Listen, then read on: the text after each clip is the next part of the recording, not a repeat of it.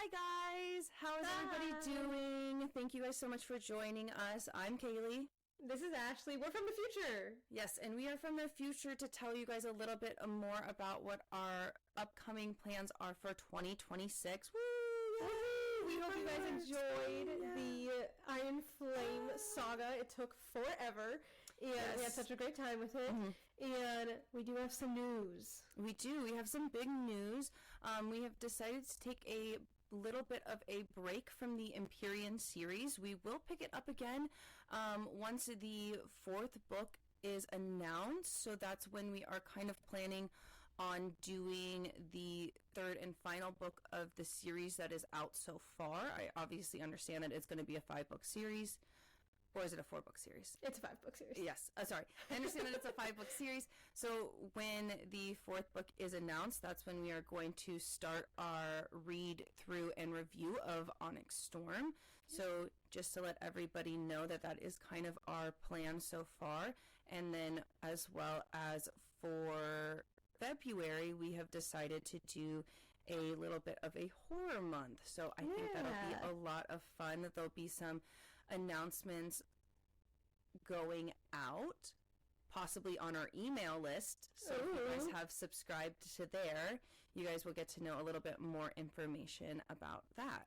Yeah. So we just want to give you guys a heads up. We really do appreciate you guys and love you guys. And we will see you hopefully for our horror stuff, but also we're doing tons of other stuff, not just horror. Yes. So keep an eye out and absolutely. And we still have the same vibe yelling at each other no matter what the genre is. We still have the same vibe. It's still the same thing. Also, just a heads up for if you guys do want to like read ahead or read a series or anything like that, the first horror book series that we are going to tackle is going to be The Playground and The Playground Child of Divorce. They are set. The Playground, The Child of Divorce is the prequel to The Playground. Would recommend reading it prequel and then the original book that came out if you guys are interested in reading that. If not, totally okay. We are really just doing a spoiler non-review episode for that. So just to let everybody know that that's what we are thinking about reading next. Yeah, so we hope to see you guys there, and keep an eye out on all our social media of what books we're going to be reading. And don't worry, the Empyrean series will come back. It definitely We gotta will. finish it. It's just so fun. We're this far in. We can't stop now. Yeah, but back to the episode. Bye, guys. Bye.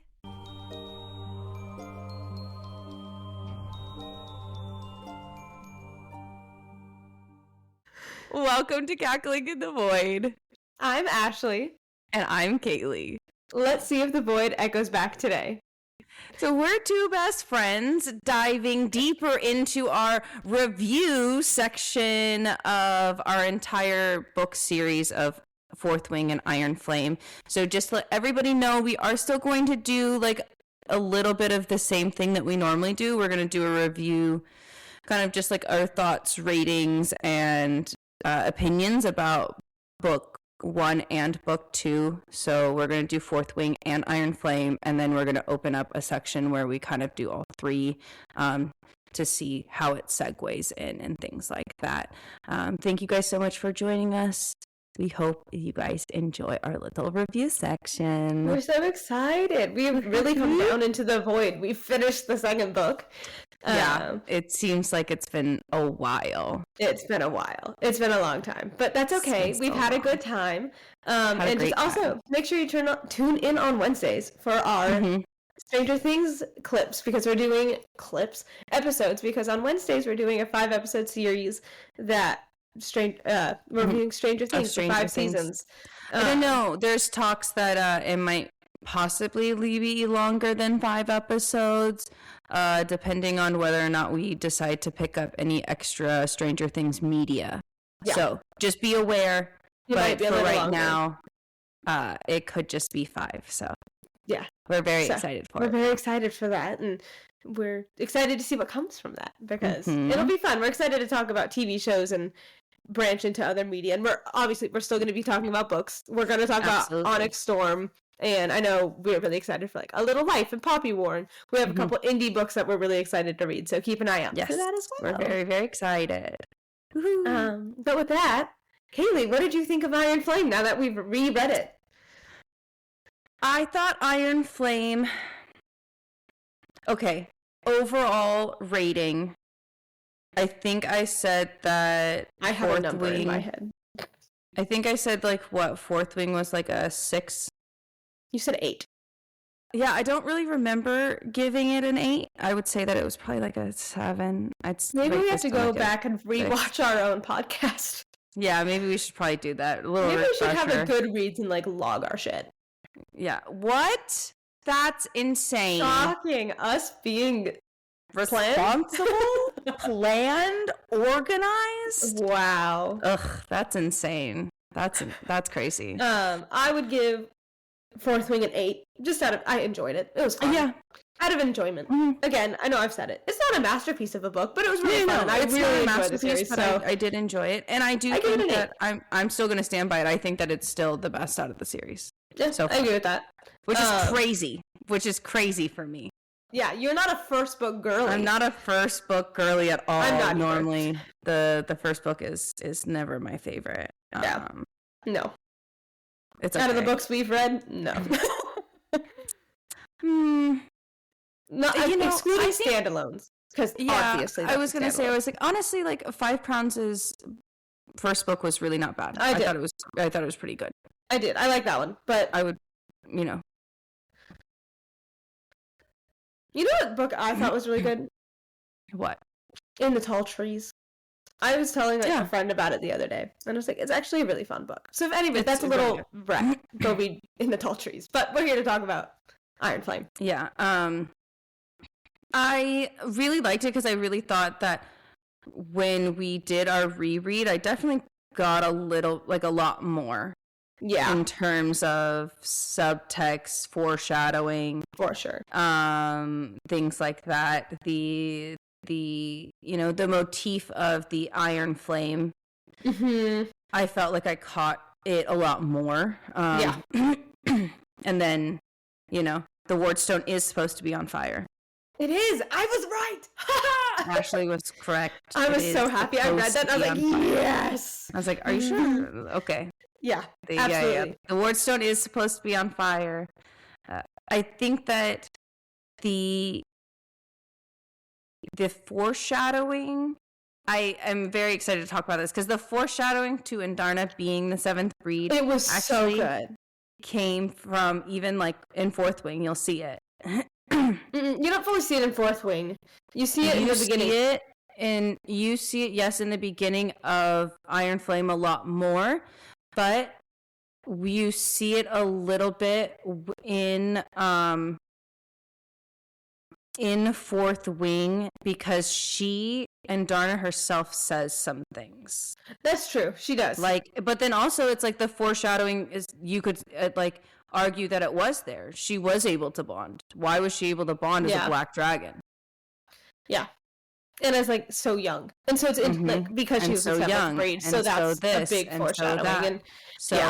There's small subtext that you can say that is large foreshadowing that she was her own breed. Yeah, and I did like that, and it's also her scales are always changing. Every time we saw Indarna, it was there's a hint of green from the grass. Oh, there's some blue from the sky. Oh, I think there's a sheen of purple. I wonder when her scales are gonna permanently permanently be black. So I find that quite interesting. Jack Barlow's reveal of being Venom, we knew he was Venom from chapter 9 of Fourth Wing. Their first battle. It was wild. I remember rereading that in Fourth Wing and going, holy shit. It was here the entire time. And every time you saw him, there was red. He was his eyes are red. He's so upset. He's angry. And he channeled through Violet. And so it's really interesting. And there's also, we never got to know what his signet was because he kind of, if you think about it, we don't know what a signet is because he channeled before he got a signet. Think about it. We don't know what a signet is. I don't know if he channeled before he got a signet, though. I think he did. Because think about it, we have not seen his signet. I can look it up. No, I know that we haven't seen it. I agree with you. We don't know. But because we didn't see. No, because I guess they didn't have signets when they fought on the mat then, because they just got their dragons. Like, yeah, like they like just bonded. Because Violet hadn't manifested yet. But yeah, he does not have a signet. Mentioned. Let's see. Yeah, mentioned because it says the ability to use magic directly from the source rather than through his dragon. And then like pain projection because it's venom. Yeah. And we all thought that was his. Like, apparently, people thought that was his signet. Like, oh, he can project pain. Like if. But then Rebecca Yarros confirmed in an interview that is in fact a venom ability. And then he can use lesser magic. But other than that, he has no signet as of this moment. Interesting. That's interesting to know. I also like want to know, you know, like he talks specifically in this book about how easy it was to convince Bade to stay with him. Very interesting. I find so interesting because if you think about it, like it happened like right away. Like Bade knew. There's no way that Bade didn't know the moment he channeled. Yeah, and also like paying attention to like by the point of when it's revealed that he's a venom and things like that, his eyes, like so Bade's eyes are like dull, like she's not there anymore. Yeah. Like they've been swallowed. Also, we have to circle back to the reveal of zombie Jack Barlow. That was an absolute wild ride. I remember going, the fuck? What is happening? It's fine. It's whatever. Zombie Jack Barlow is here. But also the foreshadowing within this book about how, you know, Nolan was so busy. Yeah. About how he was so busy trying to, you know, mend a soul and things like that. And then, you know, and everyone kind of assumed it was therapy.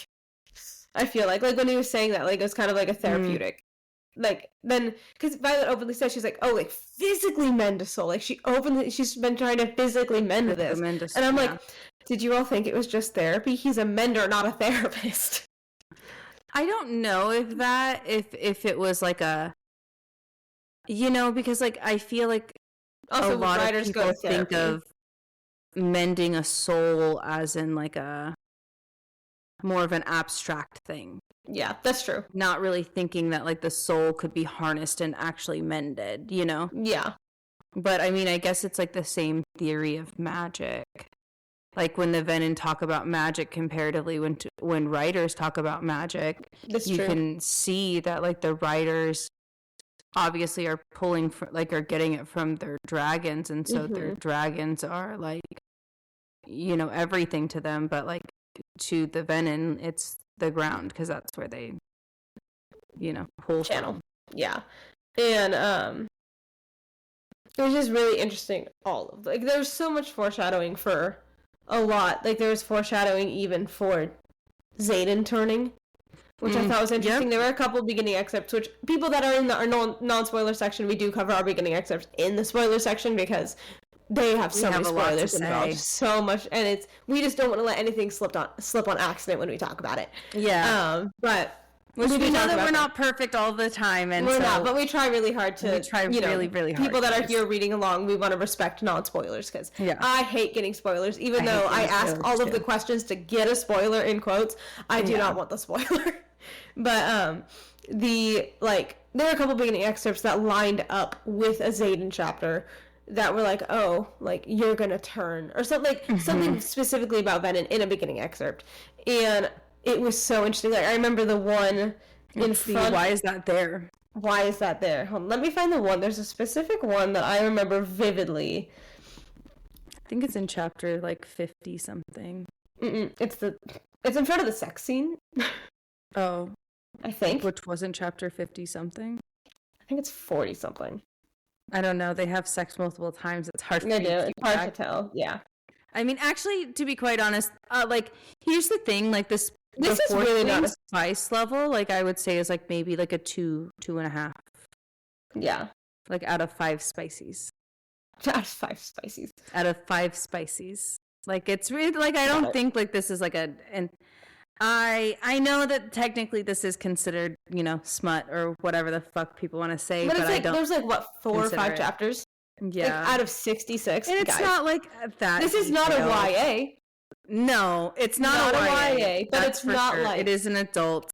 People that are like, oh, this is like fairly smut. It's like, no. I read this for the plot because that's what it is mainly. I wish there was more. I was like, it needs to be more. I was like, Well, maybe we'll get more in book 4 or 5. Well, sorry. Yeah, Kaylee, you can't say anything to that. But I just wanted to say this one beginning excerpt. It's in front of chapter 47, which is the one when she's fighting Kat before the throne scene. And everybody, that's in our non-spoiler section. I'm going to be reading a beginning excerpt. Please enjoy, because I butcher it every time. Love it. Defeating a dark wielder begins with knowing where they rank in age and experience. Initiates have reddish rings around their eyes that come and go depending on how often they drain. ASIMs' eyes fluctuate in degrees of red, and their veins descend when riled. Sages, those responsible for initiates' eyes, are permanently red, and their veins perpetually descend towards the temples, expanding with age. Mavens, their generals, have never been captured for examination. Hold on 1 second. I'm glad I reread that. Me, 1 second. Okay, we're gonna circle back to that in 1 second. But we both looked at each other with the oh shit. Haley's theory was right. That's all I gotta fucking say about it. But the No. We talked about it in the non-spoiler section. Yeah. Well, I was just gonna say I think it's really, really interesting that beginning excerpt was in front of a chapter when Xaden came back. Yeah. It's in front of a chapter when Xaden is emotionally heightened because he's trying to help Violet. Absolutely, so it's just really, really interesting to see, like, there's just subtle foreshadowings in that way that, like, a Venom excerpt, Xaden comes back. And like, it's just, in that way, it was very, very, very interesting. And I know we've talked about it. We loved the reveal of Xaden being Venom. Loved it. We do wish that he didn't say the me, but, like, they just, like, I think that it would have been like a more powerful ending to the book if it was just we ended it on the no. Yeah. I just personally I think it would, but I get what, but also I get it's like okay. Yeah, like you, but here's the thing is, like, just because I think that doesn't mean that it would actually read well. Like that's the problem. Like that's like it might not have flowed. Like you might have needed that last sentence just to like. Absolutely. Just to, like, because I was, like, not gonna lie, like, the last sentence really does end, like, on, like, a nice little bow. Like you put a bow on top. It's very nice. You should be scared of me. And it's clean. Like, it's clean. It's out there. It's completely set out in the open, so there's no question about what's gonna happen next, you know? And I do love, this isn't a spoiler. It's kind of written without being said, or said without being said. Onyx Storm does dive into, like, the desperation of her trying to save him, which makes sense. Yeah. You know, it's Violet. And that kind of, exactly. That's how she has a really large hero complex. Yeah, this is why I was like, this is not a spoiler. She's going to dive into it. It's not a spoiler because I feel like I've said it multiple times that Violet has a savior complex. Oh, for sure. But it's also like, I feel like the theme, not that there weren't big themes in Fourth Wing, I feel like the themes in this book I really liked. Like, I like the theme of, like, in the first half, her really, really having that turmoil and, like, inner, like, arguing with herself. Yeah. Of, like, I want to tell my friends, but I really don't want to endanger them. And it's, like, what I really liked about it is, like, yes, it took fucking forever for her friends to find out. But it was a very human thing to do. Yeah. It was very realistic. It was very, in that sense. Obviously, we're never in this situation. But in, like, you know, it was a very realistic thing to do because it's, you don't want to hurt your friends. Like, I don't want to say things that'll hurt Kaylee. And I definitely don't say things that'll literally make Kaylee possibly be, like, hung for her crimes because she knows something that she shouldn't. Yeah. You know, and so it's like, thing that, like, it's okay. They can hang me. Tell me everything. Me, I was like, do I get to know? No, I'm just kidding. I already know, obviously. You already know, obviously. But it's just really interesting. I really like the theme of, like, that. And then I liked the reoccurring theme of, like, she can't save everybody. It doesn't matter. And it's that really flows into Onyx Storm, which I really, and it just becomes more and more desperate. And I really, really like that. And I loved also how this book really kind of, the first book was very love bomby and very like, hey, Xaden and Violet are great. This book really picked it apart and said, look, they can't stand because they don't have a solid foundation. And it really started picking it apart. And I love that. I love that it started picking it apart. And I know we've said it, I loved the conversations they had. And when Violet was like, hey, like, I love you and I love you so much, but if I can't have solid ground, I need to walk. This is not a solid ground and I can't do it. You know what I mean? This is where I'm like, I prefer this so much more than fated mates because they're choosing to be with each other and they're choosing to work on their issues, whereas fated mates, not that they don't work on their issues, but it's you're stuck together and you don't work on your issues because you're stuck together forever. Why would you bring it up? Yeah. That's where I'm like, fated mates has its fun things, but at the same time, I'm like, I really, really believe that I prefer not fated mates. If I had the choice between fated mates and not fated mates, I would go not fated mates every time. Yeah, and it's also, again, they're human. It's nice having human protagonists. I would agree. It's just a change of pace for fantasy, because a lot of fantasy are fated mates. They, and that's fine. They're fun. Don't get me wrong. It's just a change of pace, and it's quite nice.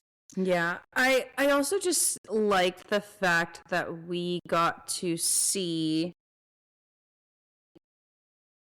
like, in preview, like what they could do alone, what would they do separately, how would they act, how are they interacting with the people around them. Obviously we're seeing it more from Violet's point of view than we are from like Xaden's point of view, but it's nice to see that Violet would, she's okay without him, be okay without him. And I think I think for her that sense of independence is actually really important for her. Absolutely. And I'm really curious to see how that, like see her become more and more independent as the series, like, that's what I'm hoping, is that she becomes more and more independent as the series goes on. Yeah. I think it'll be interesting to do that. I also think that, for me, one of the things that I really liked was, the level of communication that was actually finally happening, because there are some times where it's like we've all read the books where they're like, I promise I'm never going to do this again. And then like in the next chapter, they do it again. And then their partner's like, it's okay. Everything's fine. But like in here, Xaden is openly like, oh, I'm not going to do that again. And he does it again. And she calls him out on his shit. And it's like, why the fuck would you do that again? Yeah. And it's and you see that Xaden does it to her too. And I feel like that type of accountability is really nice to see, because it makes their relationships more relatable. Yeah. It makes it more relatable. I also think that it was interesting, like the foreshadowing of all of like the nightmares and the dreams that like are happening, that like could really like also have a play on like your psyche and like how you view things, and like how emotionally distraught Xaden was by the end. I think there was like a lot of manipulation, and it seems, I'm interested to see what goes on, because like Ashley even said, that Rebecca Yarros said that there are certain like venom traits or signets or powers, I don't know how you phrased that are specifically like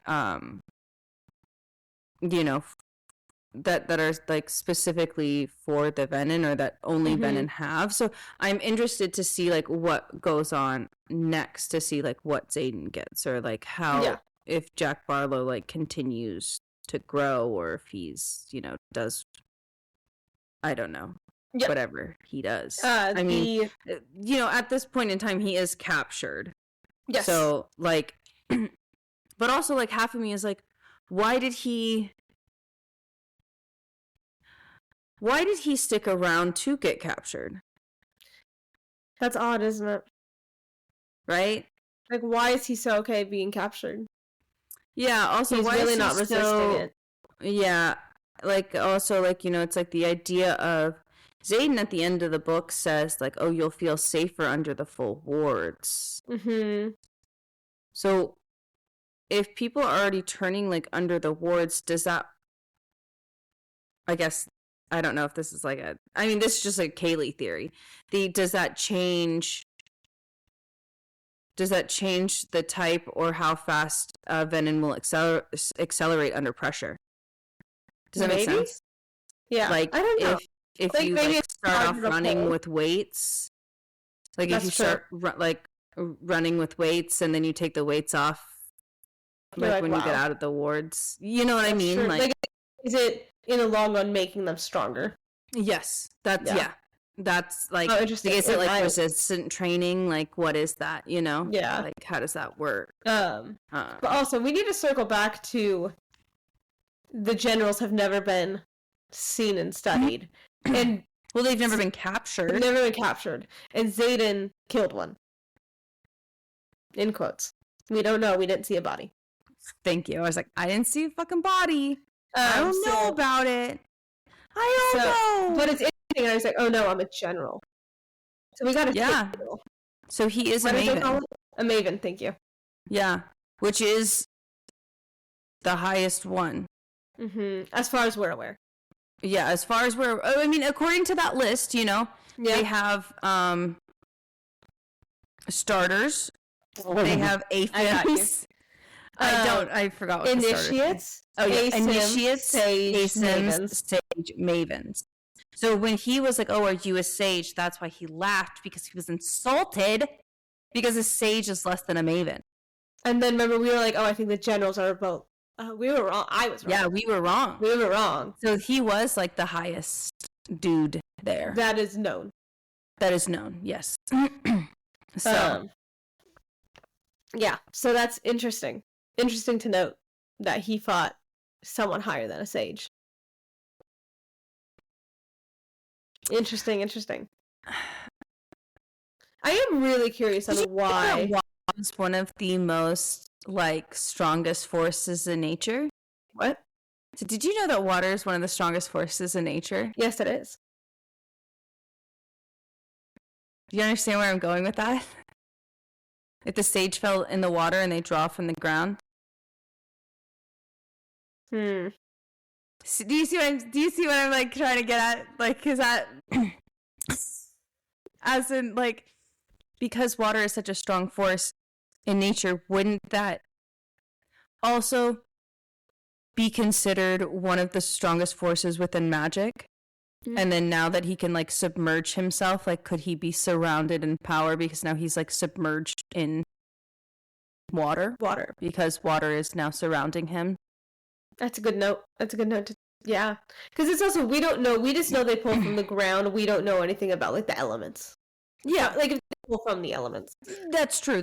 Like they say that they pull from they pull from the earth. Like they pull from anything. Like they'll pull from trees. Oh yeah, but that's still the earth. Like it's not count. Like, can they pull from the air? Can they pull from water? We don't. Well, I mean, literally, like an ASIM like just shattered the conduit. That's true. Because I don't think that was Violet, because Violet openly said it looked like it shriveled. It shriveled and it didn't shatter. But I think it literally disintegrated into ash. Because I think she used it so much it got so hot. I don't know. It could have been both. It is unclear, I think. It is unclear. Because it seemed like it was the venom. It did. It did seem like it was the venom. It seemed like the way that it was written, it was the venom. That's why I'm like... How interesting. We never saw a fucking body. Another thing that I did really like about this book... Oh, go ahead. No, it's fine. No, go ahead. You seemed excited. It's a spoiler. Okay. Do you need to write it down? Yeah, I'll write it down. No, I'm sorry. It's okay. We're excited for that if you're here for spoilers. But there's a dog next to me, and I think he's on my phone. I'm so sorry. Sorry, sir. Oh no, I'm moving you more. Oh no. Hi, little nose. Hello. This paw is on my chest now. Okay, hello. He's so cute. Anyway, another thing that I really, really loved about the dog is so cute. Another thing I really, really loved about this book, and it wasn't as prevalent, but I liked when it appeared of like, Violet got tortured. Yeah. And then when they go back there, immediately she's like, I don't know. Like, she could barely walk. And like Xaden had to help her move. Yeah. And so I really liked how, yes, she got out, yes, she saw, but like, fine. But she still couldn't, in quotes, fine. But it's still like, it was triggering. And I like that it showed the triggering. And I like that even when she was running past, she was hearing Varish's voice. Yeah. As she ran past it when she originally was going to go to the wards. But she's like, no, I can't think about that right now. Because like in adrenaline, you could do that. But like, so I really liked how that was such a bit, like a thing. And I really did enjoy that. And it wasn't like, and I also liked how it wasn't drawn too much attention to, but it was, this is the thing that happens. And it was a very casual thing. Like, Xaden didn't make it a big thing. She didn't make it a big thing. It was just, I can almost not walk and I need help. Like, this is really hard. And another thing that I really liked was it literally just left my brain. It is gone. What did I like? We were talking about the trauma. Yeah, I know. And I thought of it mid-sentence and I forgot what it was. What I kind of liked is how Xaden was there to help her and facilitate that and support her through that and was not dismissive like Dane was in the beginning. Yeah. Like, we kind of saw, like, Dane attempt to help her through some sort of trauma, and we saw him basically say, like, why aren't you over it yet? Yeah. And Xaden is like, well, she doesn't have to be over, like, dropping a fucking mountain on somebody, sir. Like, that's crazy. So, yeah, I think, like, we just see, like, a little bit of a difference between, like, their characters. Yeah. And before I forget, the other thing that I liked specifically around Violet was how it was such a prevalent thing. Her world got turned upside down. All her ideals got turned upside down. And you see her fumbling and so confused. And you can just tell her anxiety is a lot higher. She's nervous. She's angry. And so, like, I like how, like, you see, like, the arc of that over the book and it, like, accumulating at the... I'm sorry. I'm so sorry. I'm, like, trying to write down this note, but the Google Doc just keeps closing. Like, it just, like, keeps shutting down. So I'm sorry, but I'm just going to write it down on, like, a regular note, and then I'll bring it up. That's fine. And so I like how it kind of culminates in, it would be the throne scene, but it's because Kat, like, kind of, her emotions got so high, and she needed to, like, her brain was so full, and how Xaden was like, hey, like, your entire world got turned upside down, and I'll always be sorry for that. Like, I'm sorry about that, but you need to, like, I can't find that for you. You need to go find yourself, and you need to ground yourself. You need to find your center again. That's not on me. That's a you thing. And I really loved how, and then she went to the library, and she started finding a purpose again, and she started figuring things out, because she is a creature based on facts and logic. And so she needed to go she to says it, she states it. Yeah, she does. And so I really like how you see her world got turned upside down and arcing into the, okay, it's okay. Let's find new information and figure this out. Yeah. And I like how we see her start grounding herself and we see her start doing these things. And again, everybody is like, this is a long conversation book. This is a very long book that is, they're always, like, they're in a situationship all of the time, and that's all it is. But it's like, I like how it shows that relationships are messy. Relationships aren't easy. And that's why it's like, yes, it was hard, and I wish she told her friends, and yes, her and Xaden in the first half were fighting a lot. But that's a hard thing. Imagine having your whole life turned upside down and your partner lying about it, not telling you about it. Can you get over that? Yeah. Immediately. Would you be able to do that? Like, it took her, the first part of the book. Yeah. So it's interesting. It's also, like, you see her fumbling, and that's what I do also like. Sorry, Kaylee, 1 second. That's what I also do really like of that we were in her POV in the sense of as the reader and as we are in her head, we know she wants him. But we're seeing the inner turmoil of, but I can't. I mentally can't do it yet. And so That's valid, girl. It's so valid. That's so valid. And that's why I'm like, I really do. Yes, it was long and treacherous and hard, but I like how it was done. Yeah, I think I liked that a lot. I did like that. I did something. I was gonna say, I was like, what I liked about it is, yes, there was like a lot of turmoil, but like what I did like was like when she finally started opening up, that's when we saw the difference for her. Yes. When she finally started confiding in her friends, when she finally started, working in a way that it fits her, like the moment when Imogen was like, why are you doing that? You're not Xaden. Period. Yeah. Why are you doing it like him? You're not him. Yeah. Because it's not working, Yeah. Like you've tried, it's not working. It's not working. Try a different tactic, and it is just like one of those things that it is hard, but I did like that we got to see like them work through that. I know a lot of people were a little disappointed within this book because like they weren't necessarily like a couple, like a perfect couple, like they weren't, together the entire time, and like we didn't get to see like a romance, I guess, from them. But it's also like that's not necessarily how I'm glad that she did it like that, because it wouldn't have made sense if we saw that. It wouldn't have been true to Violet's character either. Yeah, I also don't think so. She stood, and I really do love how she stood on Violet's character and said this isn't what she would do. I love that she was, and she probably knew she was going to get backlash for it too. And she stood on it, and she still stands on it, and I love that. Yeah. I really love how she stayed true to all the characters, even though it would have been easier just to go, oh, Violet forgives him and now they're fucking and having a good relationship and happy. But that's not how it works.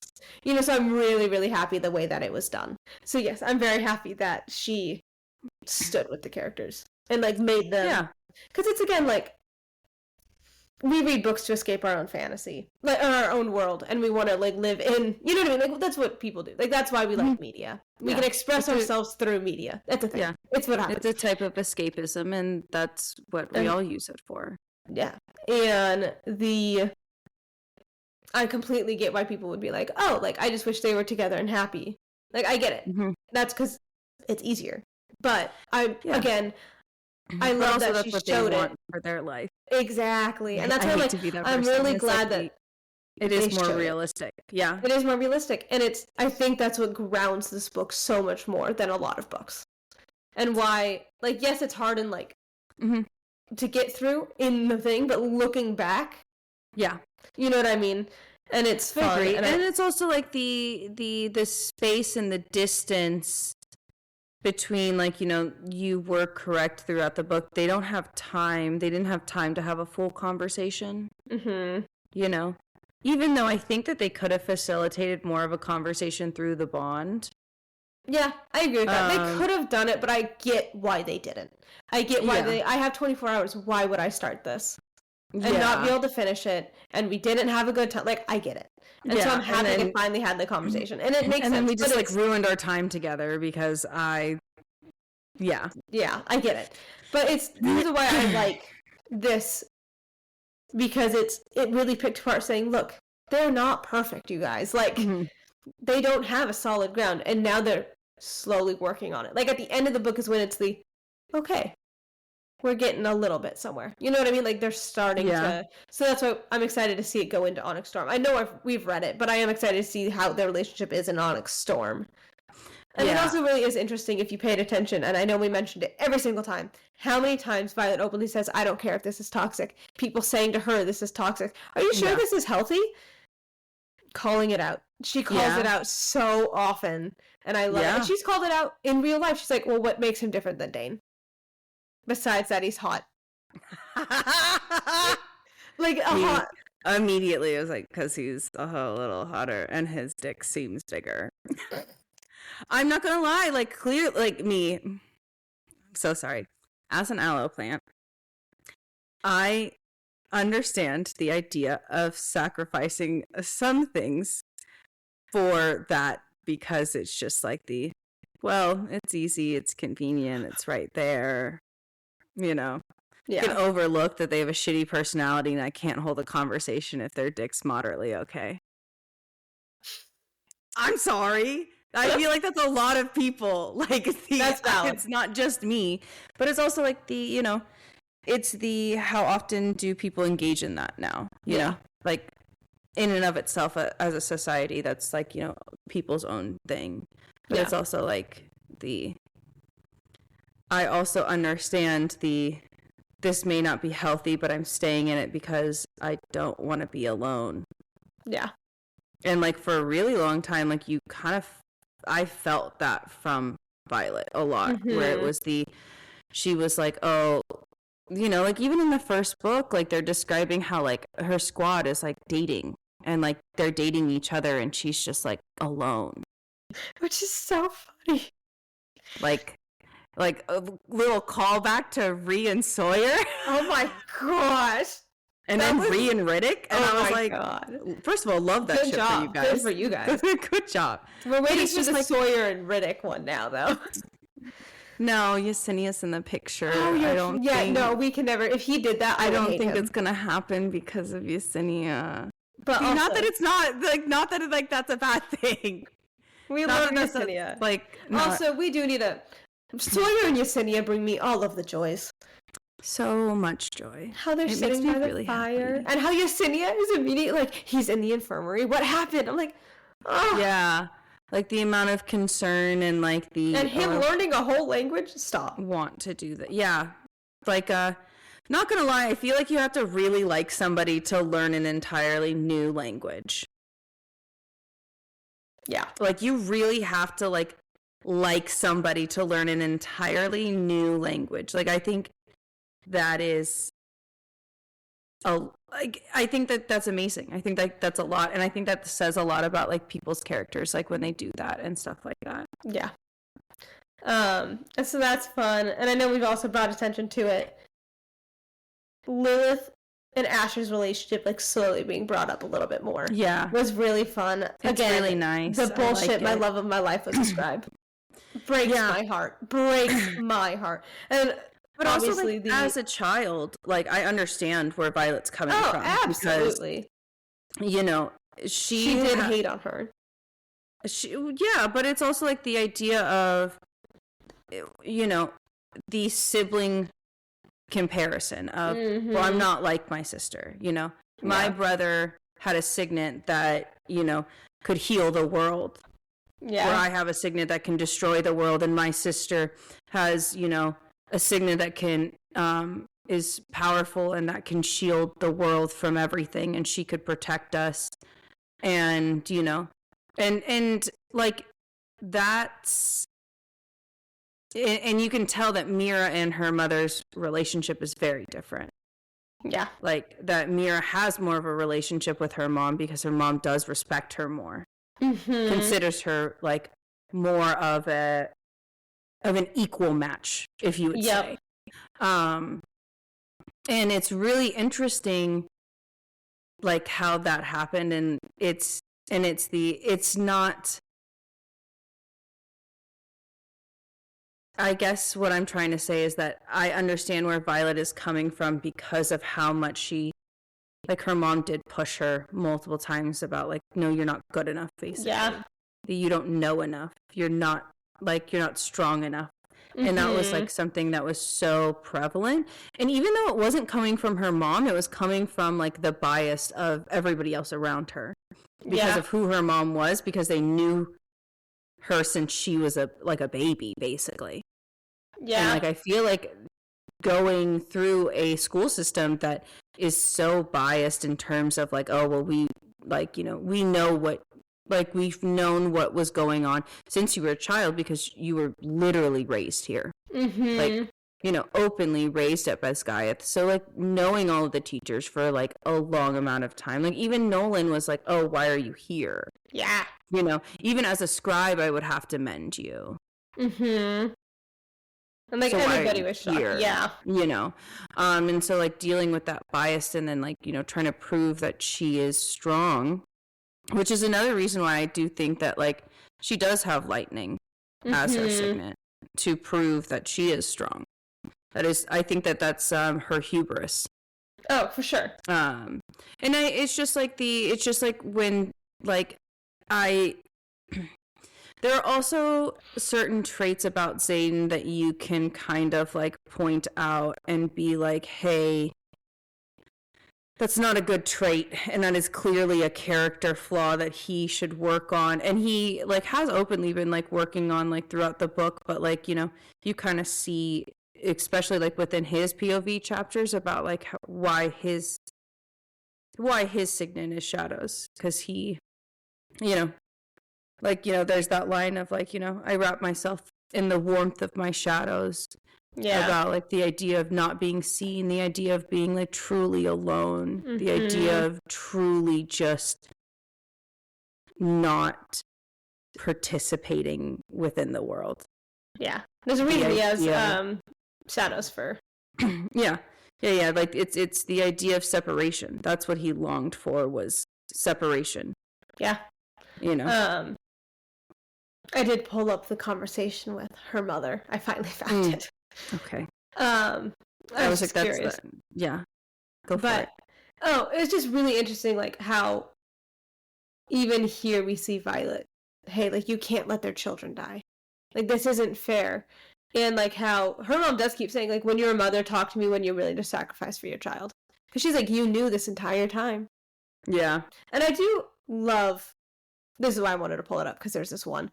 And I knew you'd never see it our way. Never agree with our stance on self-preservation. Markham saw you as his protege, and the next head of the scribes. The only applicant he thought was smart enough, clever enough to continue weaving the complicated blindfold he'd chosen for us hundreds of years ago. He made the mistake of thinking you were easy to control, but I know my daughter.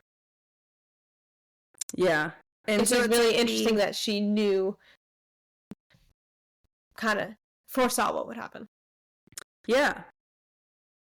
And that's the thing, is like it really is, it comes down to like the idea of like, what would you, like Violet understandably has a lot of resentment, has a lot of questions, has a lot of, it just doesn't seem to make sense why you're so willing to sacrifice other people's children.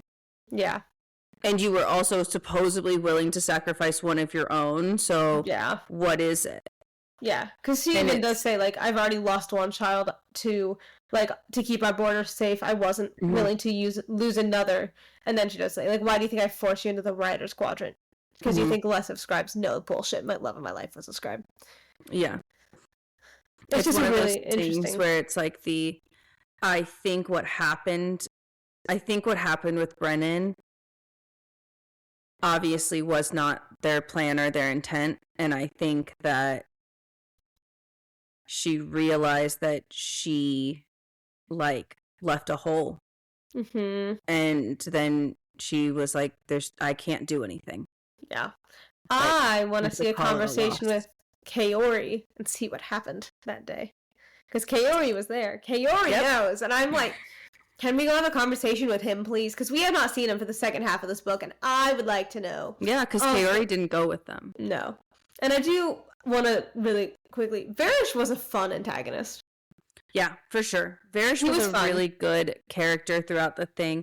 I also like how they really painted Dane's dad as a figurehead in terms of brains, like to know that like that man is smart, you know. Yeah. That he was able to control Varish in a very specific way too. Yep. Like I feel like that's also like a big thing. We don't know what his signet is either. Varish? No, Dane's dad. No, we do not. Yeah, you're right. Okay. Also, we know Varish. Yeah. But also it's like, once again, we're seeing like what we would do for our kids in terms of like how they would need to be taught, and how they want to use them like in generations to come, basically. Yeah. Like, and it's it does seem like, obviously, with the way that the propaganda and the lies that are woven so deeply within their society, that they obviously planned some generations ahead. her like For sure. goals and plans, and and we see them kind of coming through, and it's going to be interesting to see it as the series goes on. I feel like just see what definitely. because they're setting up a lot in this book. Because the first book is Violet figuring out her own shit. This book is Violet figuring out the world again, and so we're really seeing all these pieces really start coming into play, and it's at least being set up to come into play. So it's really interesting to see, and like Varish was just like the embodiment of what it was, if that makes sense. Like the embodiment of, hey, this is what happened. Like, this is what we're trying to do. This is what we would do if we could to everybody. And it's also, it was really fun to have a character be that unapologetically evil. Yeah. You know, like, we don't see that. Because everybody, like, General Atos is, like, hiding behind the nice face. And hiding behind this. And hiding so behind the facade. To see the... I don't need to wear a mask. I hate you. It's the I don't need to wear a mask because I'm scary enough. Like, which kind of brings the like, yes, the Venom are scary, but they're not doing that shit. Yeah, in a way. Maybe we don't know. We don't know yet. We don't know. And I do like how we got a little bit more of Venom lore in this book. Yes. I think now, obviously, they're going to get more thinking about it. Yeah, because we have Zayden now, who's like. Yeah, and then also just like the introduction of like the Flyers, like the Flyers now being part in an and now like not only part of the book but part of the squad. Yeah, and I do think that like that for like the entire book is a big thing because you know the whole first book, you know, the writers were the Flyers were the enemy. Yeah. And so now it's so interesting to see like how far it's progressed. I also love like, you know, Kat and Violet's like progression of you know, enemies to acquaintances to like squad mates. Yeah. And it's like it went from her literally trying to murder her on the mat to no, I'm not going to leave you. Like you're in front of, like you say squads are for life, I'm not leaving you. Yeah, if you say squads are for life, then fucking prove it. Let's go. Like I love Kat that she is like, no, like if you said this is for life, then let's go. Yeah, like, and like the cave moment really, I feel like was the turning point. Yeah, really like flipped that switch in terms of hey, like we are in this together. Like hey, this is dangerous. Like we could do this, you know. And then also like the cave, and then her giving them the opportunity to choose to stay or to leave. Yeah. You know, I think like that was a big thing. Like, hey, like I get it if you want to keep your power, like I get it. Like you can because go, I wouldn't I want don't want to be cut off. You know? Like that would be horrible. It's also like the idea of, you know, now what the Flyers are willing to do for Bezgaia. Like they were such a pinnacle part of them winning this battle, because I think that the lures, like them, like, you know, destroying all the lures helped. I think them being able to help with ground control. I think them being able to like do that. It's a shame that we didn't get to see them fly and to actually fight, but I think, you know, obviously there's more battles to come, you know. For sure. It's also a war college. They're in a war. So, literally. You know. And also like the introduction of the ruins and stuff, and like how the Flyers are so good at it. And so I think that's really interesting how you could pull magic and have it just sit there. Yeah, and then like the introduction of that and how they make those, and so this really laid out a lot of groundwork for the rest of the series. Yeah, because I feel like, you know, within this book, you know, we opened up the worldview, we opened up the magic perspective, we opened up, you know, character development and growth within like the series. I thought overall it was like a pretty good second book. There was obviously some parts where I was like, it's like slow and it's boring, and like this was not like my favorite section of the book, like, you know. But it wasn't terrible. Like it wasn't. Yeah.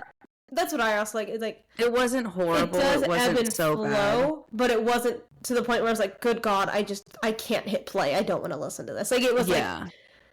At least we get some fun character interactions, and we'll go back to being, you know what I mean? Like she's good at kind of that balance. I've read some books where I just get stuck, and I'm like, it's fine, Ashley. It's just like 3 pages. You can do it, and it takes like a month, and you're like, it's fine.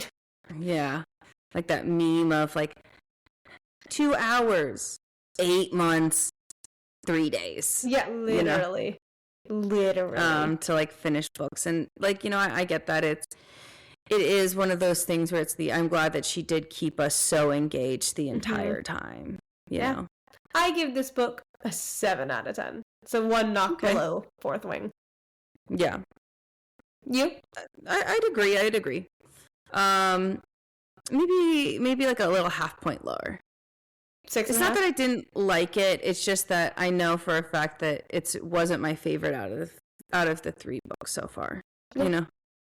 And I'm really excited to see what Onyx Storm has in store. I know. I'm actually like really excited. Out of all of the books, I'm most excited to reread that one for some reason. Nice. I love that for you. Just to see if our opinions change, because I feel like our opinions changed with this book.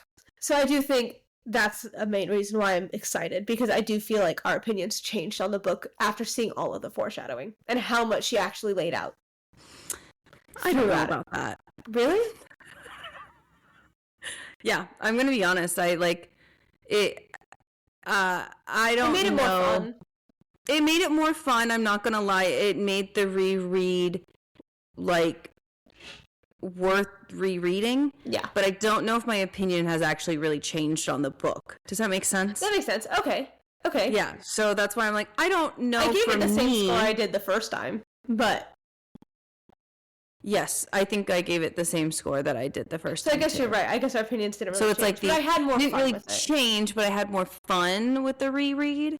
So I think that's what I'm excited about. To see what she laid out that we didn't catch the first time. Yeah, that we didn't catch the first time, which I think is going to be more fun.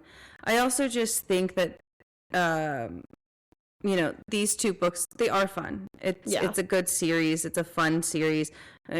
I can't say that it's my favorite series or it's the best series, because it has not ended, and I will not give full reviews of series until I'm done reading it. I agree, because that's not fair. It doesn't do it justice. Yeah, it's the I can't tell if it's bad until it ends. Yeah. Even though throughout most of the books I'm like, these are horrible books. I hate all of them. And then you're like, oh, like, do you not like the series? And I'm like, I can't tell. I haven't finished reading them. Because what if the last book is so good? Yeah, literally. Like what if the last book is so good and then it changes my entire like opinion of the series? You never know. You never know. We'll see. So as of right now, we're having a good time with the series. Yes. Like I said, not a masterpiece, but you don't need to read masterpieces all the time. You can just have fun. Why not? It's just fun. It's fun characters. It's fun world building. It's fun magic. Yeah. Have fun with it. It's fun magic. I've been really enjoying the politics in this book. Like, it's kind of nice. It's a lot of fun. Because it's not overbearing either. Like, it's in your face, but it's not like in your face. I agree. It's in every chapter. Yeah. Because everything is a political move, if that makes sense. Yes. But it's not like, I agree. We love that. But do you have anything else to say in our non-spoiler section? I don't think so. Okay, I'm ready to hear what you wrote down. So if you guys joined us for our non-spoiler section, thank you guys so much for joining us for our review. Drop a comment down below about what you guys are, number one, most excited fan theory for Onyx Storm, and then number 2, what you guys would rate Iron Flame in comparison to Fourth Wing, if you've read that book, or just in general what you would rate Iron Flame on your reading scale. We'd really appreciate that.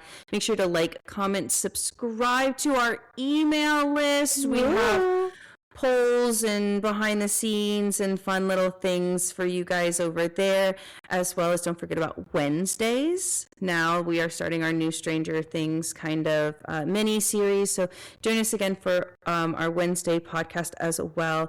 And if you'd like to support us in any type of way, we do have a Buy Me a Coffee linked in our bio, but honestly, your guys' just the fact that you guys listen is support enough for us. So thank you guys so much. Make sure to like, comment, subscribe, do all the fucking things. And now we are jumping into our spoiler section, which I am very, very excited for. So if you are here for our spoiler section, welcome. We're glad to have you. Welcome to our so glad void. to have you Kaylee wrote guys. something down like 20 minutes in, and I've been dying to know what it was. He's not dead. He didn't die. Because if that is the dream sage, like if that's the dream maven, then how is he back? Yeah, how is he fucking back? He didn't fucking die. That bitch is not dead. I knew it. That's fair, because how would he be coming back? Yeah, how is he coming back? Also, I think this bitch gonna teach her how to like dream walk? Supposedly, I think it's gonna be him. Because supposedly, like, that's the whole thing, is that she gets a Venom teacher, but she's not a Venom. And they're like, ah! And I'm like, whatever. Unless it's her grandma. I'll see it when I fucking believe it.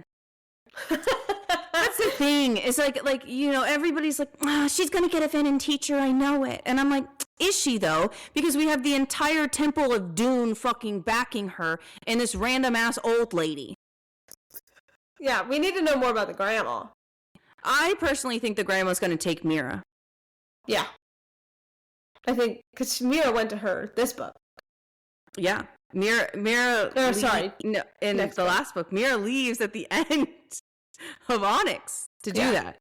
So it's like I wonder what happens there. So it's like that's the thing. It's like you guys have, like, there's so many other things backing Violet that I don't think she's going to need a Venom teacher to teach her how to dream walk. Yeah. Because technically, Xaden didn't need a teacher how to be, like, to know how to, like, be an Intrinsic. That's true. So, like, I'm confused, like, why everybody's like, they have to. Yeah. But also, like, if she incepts Xaden to be good, I will fucking no. Yeah. Which I know is going to happen, and They're going to see each prepared. other in their dreams. Well, yeah, no. But I'm prepared.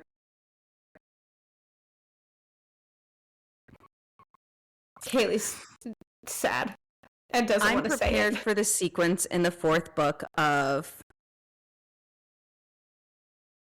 her living in a delusional world and him thinking that he's normal again. Like her setting that up in the dream, that everything is normal. I'm fully prepared for that. Like where they kind of have their perfect world in the dreamscape, yeah. But then in real life, he kills Rain.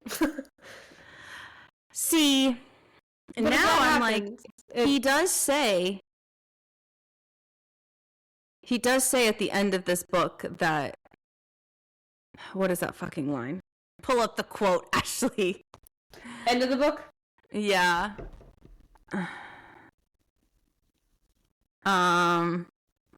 It's like he's like, oh, I would never want anybody around you to die. Yeah. Or it's the I couldn't bear to see the people you love die. Or I could never want anyone you love dead. Yeah. But also right there. He says that, and then if he goes like against that, it'd be interesting. Yes, but also we see that Rebecca Yarros is very candid in terms of there are very specific things that are said that are going to come true. Like, yes, they are going to die together. Yeah, and she's going to kill him once again, you're going to be the death of me. I really truly believe it's Romeo and Juliet. Yeah, it's Romeo and Juliet. They are not lovers to enemies. Taryn and Sigale, lovers to enemies, full force, all day, all the way. Long. But because also, like this book is not about the people. The book is about the dragons. But also, the book is about the dragons. Oh, absolutely! It's called the Empyrean series. Yeah. But also, we don't know much about how the venom works. Mm-hmm. And if it's a hive mind, and he's like, you know, I don't know. It'll be interesting. Now, granted, I would much rather him just kill her because he's venom and hungry and needs food. But, like, kill Ree. But it'd be interesting if it's a hive mind and, like, he doesn't necessarily fully realize what's happening because it's a delusion. Like, his font. So, like, we know that part of it is a hive mind. Yep. We need know part of it's a hive mind because we know that the mavens know where the initiates are because Jax says it. Mm-hmm. Jax says it in Onyx that he's like, well, they know I'm here. Why do you think I'm still here? Yeah. You know, like they told me to stay. I'm really curious to see what, I guess how far and how extensive the hive mind is. Yeah. Yeah, I would say that, but then I'm also like I want to know what the if it is a hive mind. Do shields work against hive minds? I don't know. Do, like, with the dream walking, like, if Violet has her shields up at night, like, can he incept the dreams? We don't know. I think we need... Also, like, when Xaden was like, I broke the bonds and I killed, like, the bonds that he had over me and I killed him, I'm like, what bonds are you talking about? Are you talking about, like, the physical bonds that he had, like, on you during the battle? Or are you talking about, like, the mental bonds that he, like, dream incepted you about terror? Because, like, here's the thing, is it's like, I noticed that, especially within the nightmares, it wasn't about, like, yeah, there was, like, a lot of foreshadowing about how it was going to be, but the dreams overall were more about emotional manipulation and, like, mind play than anything else. For sure. Yeah, and, like, you know, once again, that's why I think it's, like I'm gonna go off for a second. I'm so sorry, guys. I'm so ready. Everybody Please, knows how I feel about it. But I just think, like, it's a bullshit, like, power to introduce because, like, you already have people like Kat. You already have people like Kat that can manipulate emotions. Yeah. You know? And so why would it not be, like, why would it be odd if the Venin have such a long, powerful reach due to their special Venin power that, and also, like, Venin already get basically cat signet if they can, like, manifest pain, like, they already basically get that. So what's the fucking point of the dream state pain? Like, what, like, actually, what is it? If you can already like manipulate people's emotions, like, on the battlefield in real time, like I understand it's like, they're trying to, like, break them down before they even get into battle, so it's even easier for them to fall apart, and, like, the battle ends quicker. And I'm like, yeah, sure, I guess, but, like, where's the fucking fun in that? I want to see people get slaughtered, not people be, like, crying in a fucking corner because they had a bad dream. I'm sorry. That's fair. Me. I just want to see people get slaughtered and not people cry in a corner because they're having some fucking feelings. I do that every goddamn day, and I don't need to do that. I just want to see people get murdered. Okay? It's not so hard to ask. It's not so bad to ask for. I'm just saying. I agree. It's a very interesting signet for her to introduce. I'm curious to see what she's going to do with it. Like, why is she, you know, what path she's going to take for it besides dream sex, because we know that's going to happen. Yeah, like, also, like,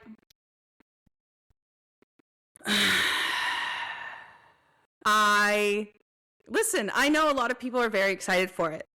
People are so excited for it. So how does but I'm also like, work? I mean, sorry, that was a bad question. You're ace. I don't know why I was asking you that question. What were you going to say? I was like, have you never had a sex dream before? What do you mean? It works really easily. You're asleep, and then you think about that, and then it just, like, happens in your dream, and then you wake up, and, like, nothing ever happened. That's fair. Okay. I'm like, I'm so sorry. TMI, guys. Okay. Makes more sense. But I just feel like, okay, never mind. Yeah, there's literally nothing to say about it. It's that, just without the physical aspect. Okay, thank you. I'm just saying, I'm just letting you know, like, that's how that's going to work. It's literally just that without the physical aspect. So she's going to describe it in the same way that she would if they were actually fucking. Okay, good to know. They're just not. But I know for a fact that they're probably, see, the thing is like, that's the thing, is like I also am not looking forward. Things I'm not looking forward to, like, the next book after Onyx, and, like, even through Onyx Storm. I really hate Violet's savior complex because she becomes his therapist, and I'm not looking forward to the dream therapy. I think it's going to be dumb because half of me is like, so now all of a sudden the dream therapy is acceptable, but like when you guys had the chance to connect through the bond, it wasn't. What's the difference? Yeah, please explain. Yeah, and I think it's yeah, I agree with that. And it's okay to talk about your feelings with your partner, but not like she's going to be his therapist. She's literally on a mission to fix him. Yeah. There's no other way to cut that. Oh no, she is. The thing is like she's trying to find a cure, but it's already been laid out within like the end of this book. There is no cure for this. It's all Jack control. Openly says it. Yeah. There's only Urids. I'm excited for the Urid conversation. Yeah. And how they're like, no, they have to look inside themselves. Like, it's on them. And so I'm like, what do you mean? Look inside yourselves and go, this is wrong, and then you're fine. Yeah. Like, what does that mean? Yeah. But see, it's also like the idea of like, I have a feeling that Violet's gonna... Sorry. It's just like this thing that I'm like, if this happens, I'll be upset. But it's fine. I already know it's going to happen. No, Violet's going to go in his... Because Violet's a dream walker. She can go within his self-conscious and help him fix all the things that is wrong and break the bonds that the venom have over his heart. You're so mad about it. No, I am. I'm fucking mad about it because of the bullshit fucking answer that this woman should not have to fix your fucking problems. Grow a pair and fucking man up and fucking fix yourself. Fuck. Even if you were a woman, I would tell you the same fucking thing. Yes. Fuck. Fix your own problems. And you could be there for support. Yeah, it's fine. Like, yeah. Like, you can like help put them together. That's their for job. Sure. But like, don't you think like that could be a big thing with the dream power? Yeah, I'm not. So we're gonna have to see. This is why I think like this is such a bullshit power. Like, but this is an excuse. I'm curious that she's gonna be mad because of the memory wipe. She's gonna be mad about it. I don't think she is. I think she is. I think she'll be concerned. I think think she's gonna be mad. Define mad. Because Violet's mad isn't like super mad. So that's why I'm like, I don't know if it's mad. Because technically in the first part of this book, she was mad. That's true. So like, are we considering like that mad? Because like if you're gonna say that she's gonna react the same way as like she did in the beginning of this book, I'm like, yeah, for sure, definitely. Yes. So she's upset. She's not fucking mad. I think it's gonna... We're gonna have to see. I'm just saying. Because I mean, I would be mad if that happened to me. Oh, for sure. But like, we feel differently. That's true. Like, you wouldn't have continued the relationship with Xaden when he told you about the things. Yeah. You would not. No. You'd immediately be like, get the fuck out. Yeah. I know you. So it's like that's the thing, is it's the, I know you would not stand for that shit. No. And you'd be gone. You wouldn't even have like, there wouldn't be like a second time of like, oh, maybe we can trust you. Like, oh, maybe like I can get over that. We're fucking done. And if you went into the question things, absolutely not. I think no. Yeah, we're fucking done. Yeah. Yeah, and it's like the idea of like, wanting communication and clarification and also wanting transparency. Yeah. It's the you and I value transparency and communication a lot more than other people. That's true. We do. So, like, and there is a difference between transparency and honesty. Transparency is freely giving it and being like, oh, hey, like, I just wanted to let you know that this happened. And like, I know it doesn't affect you, blah, blah, blah, blah, blah, blah.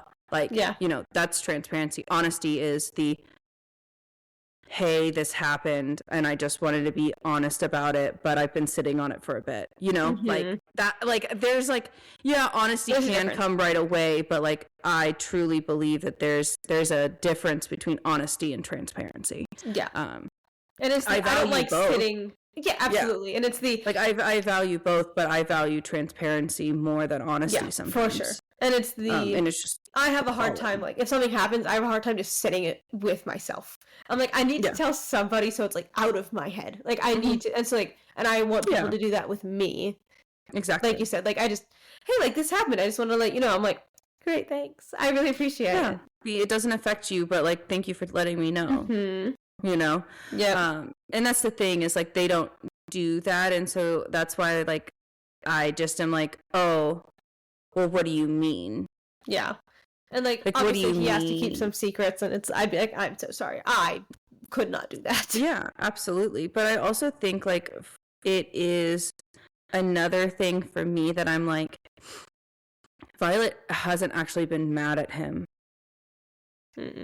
Violet's been frustrated and irritated and disappointed.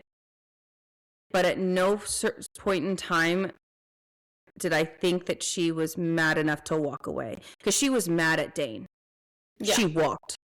Yeah. She was angry. She was mad. That's what I mean. Like when you're like, oh, I think she's going to be mad. I'm like, how? Like Dane mad or Zayden mad?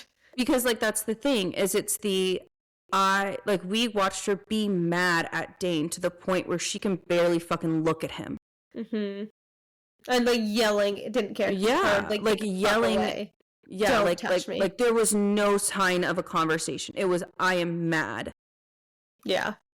I need space, back the fuck up. Where with Zayden, it's the, I'm frustrated.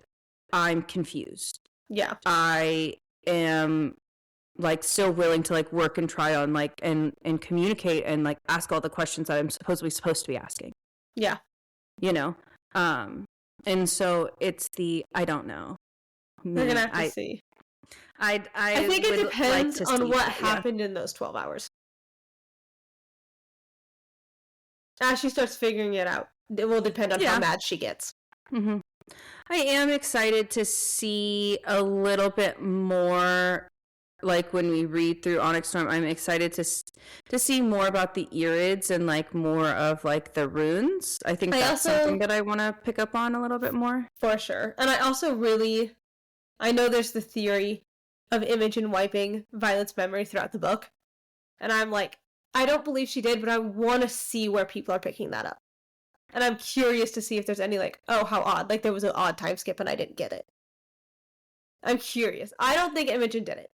But I don't think she did because I don't think she did because I don't think that aligns with Imogen's character. I don't either. But I'm curious to see where people were picking that up. I know that Imogen... I really remember Violet telling Imogen, wipe my memory if blank happens. It was like going into Jack's thing or something. Yeah, she kind of says it like, oh, if Zayden does anything to hurt me or hurt my friends, please wipe my mind. It was very much like that. Like if he hurt somebody... Right?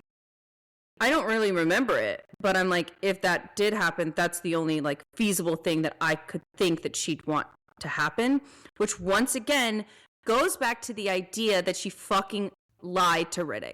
That's clearly not the fucking line. Period. Yep. Like that's Yep. Yep. So I'm excited to see how all these pieces kind of go back together.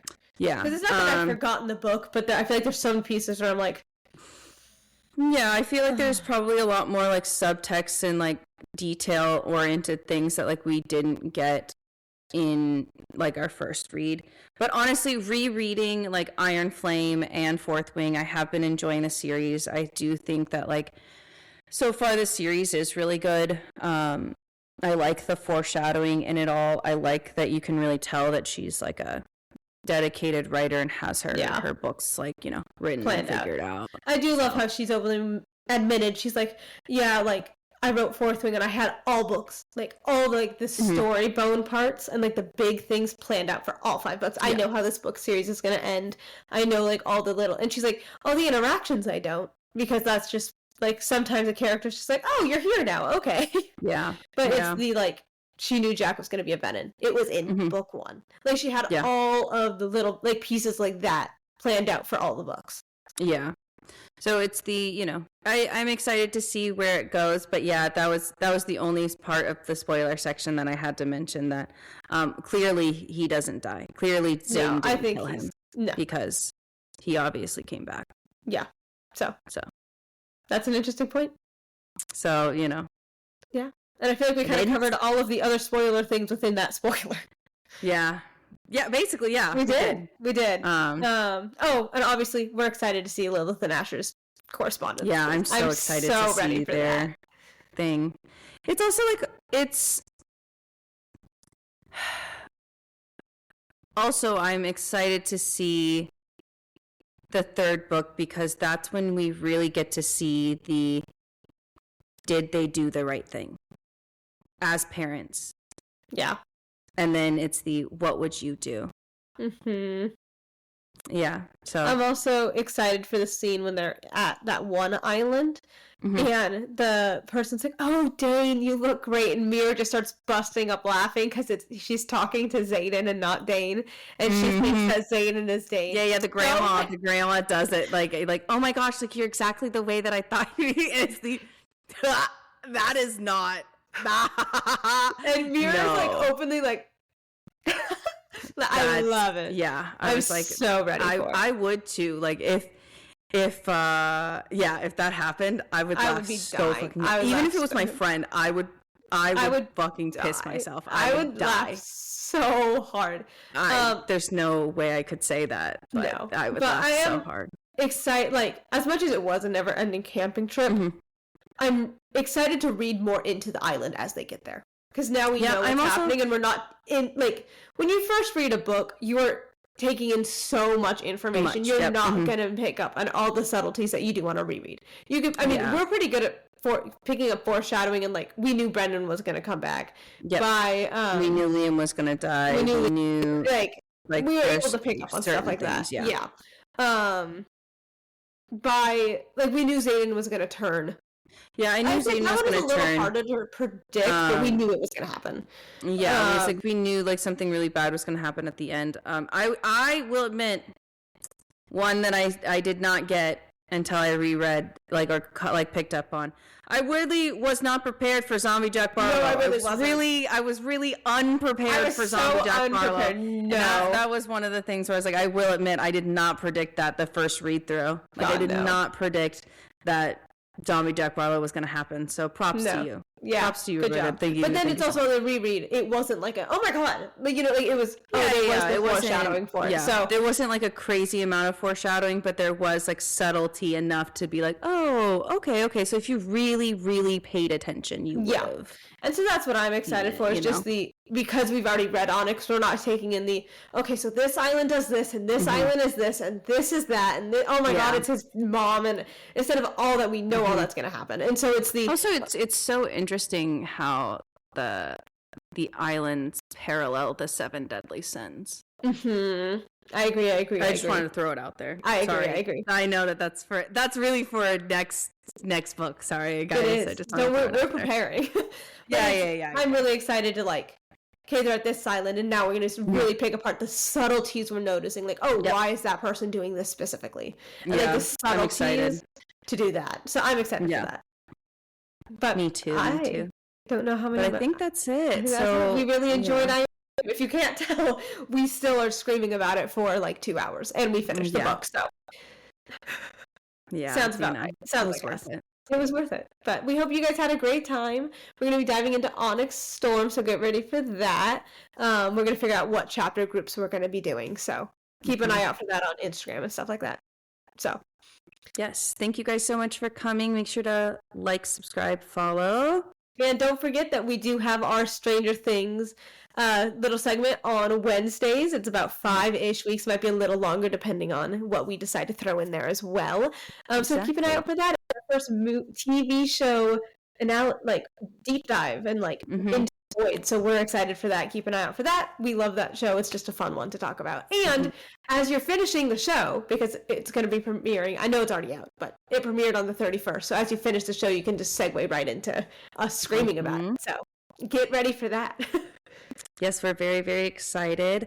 Also, I would love to hear what you like, if you guys want to drop a comment without spoiling so much about what you guys are most excited for your guys' read through, or like what your favorite fan theory of Onyx Storm is going to like was or is, you know, in terms of certain things. So we'd love to hear that from you guys as well.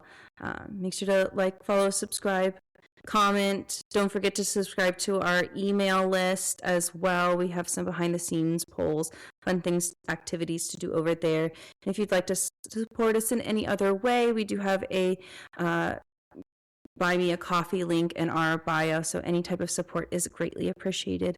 We love you guys. Thank you guys so much for joining us on this very long journey of Fourth Wing and Iron Flame, and continuing on this even longer journey with Onyx Storm and the other books yet to come. Yeah, we have many planned, so get ready, because we're not always going to do deep dives. We have a lot of other formats we're excited for too. Yeah, so we're excited. We've got a good couple in our mind, so get ready. Yeah, get ready. Some things are going to change, but still going to be us cackling here in the void. So the last thing that we do have to say to you is, what did the void say to you?